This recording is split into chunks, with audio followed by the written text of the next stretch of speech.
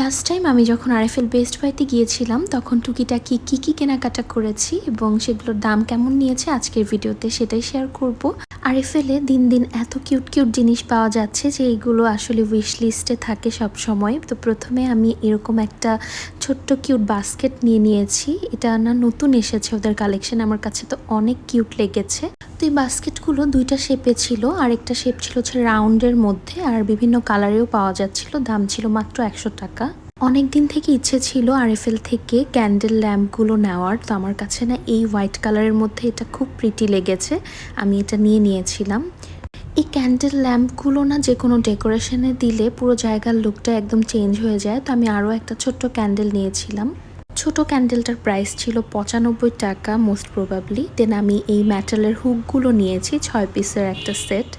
Cute একটা বাটি নিয়েছিলাম, এটা ব্ল্যাক কালারের মধ্যে ছিল, দেখতে কিন্তু অনেকটা সিরামিকের মতো লাগছিল। প্রাইস ছিল 65 টাকা।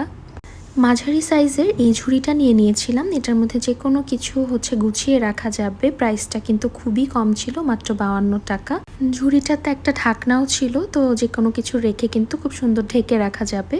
তো এই ছিল আমার টুকিটাকি আরএফএল থেকে কিছু কেনাকাটা। ভালো লাগলে অবশ্যই লাইক করে দিবেন। আজকে বিদায় নিয়ে নিচ্ছি, আল্লাহ হাফেজ।